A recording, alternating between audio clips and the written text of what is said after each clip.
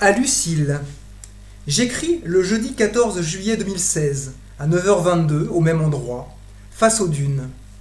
Voici les derniers arbres. À croire que cette île a dérivé de la montagne jusqu'ici. Dans un recoin non loin de là, ces mêmes fleurs qu'on voit poussant leurs tiges entre les herbes vertes n'émergeaient plus de l'eau que par leur cœur et leur couronne.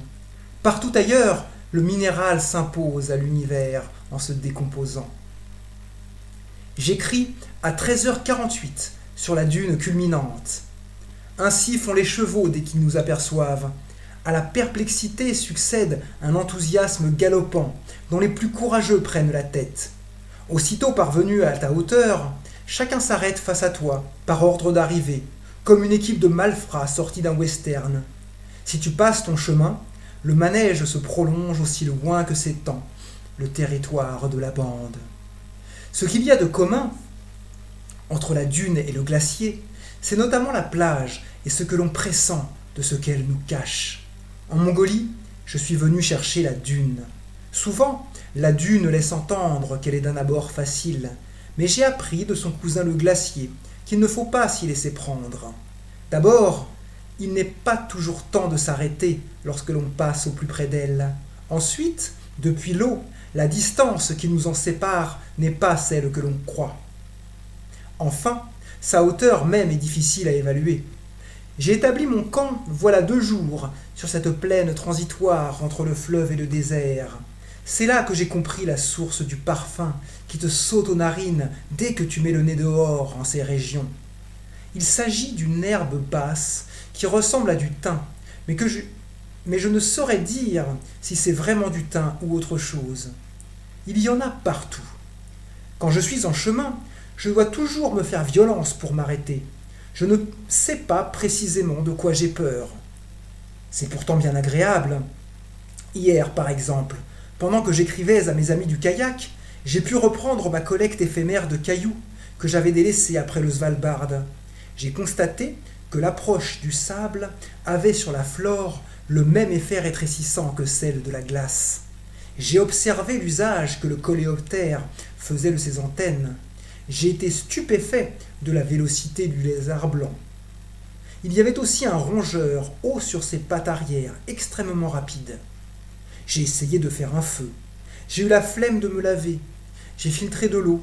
J'ai colmaté une déchirure et un trou dans ma tente. Quand l'orage a éclaté, je me suis dit que j'avais bien fait.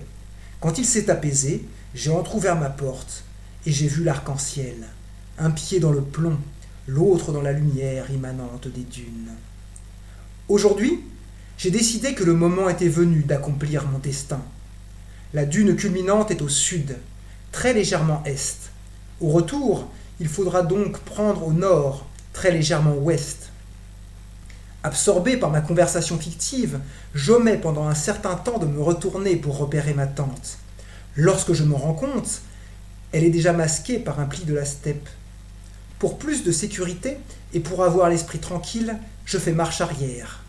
Ma tente à nouveau en vue, je prends 2 autres points de repère, une île et une guerre sur la rive d'en face avant de repartir.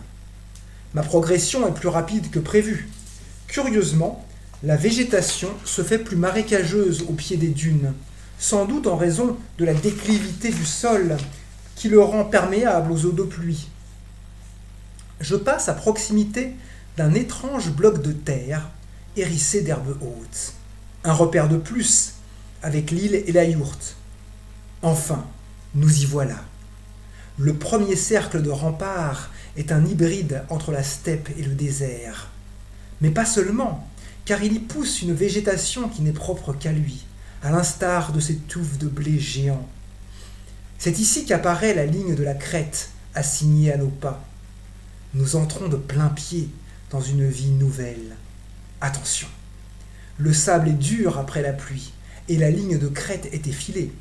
Il faut donc marcher en canard, de part et d'autre de la ligne, en prenant garde de ne point meurtrir l'innocent scarabée. Fais halte à mi-hauteur pour reprendre ton souffle et admirer la vue de la planète que tu quittes. Le bloc de terre, l'île, la yourte, les méandres du fleuve et, tout autour, la steppe interrompue par les rebords du monde. Reprenons l'ascension. Dans quelques mètres tu sauras jusqu'où s'étend le royaume des sables. Voilà, maintenant tu sais. Combien de temps s'est écoulé? Depuis notre arrivée, les papillons ne nous ont pas quittés. L'abeille butine mon genou. La mouche bourdonne. Un oiseau chante quelque part. Ce désert est un jardin. Je vais laisser mon sac ici. En contrebas, le relief est plus doux. Ça me donne envie de courir.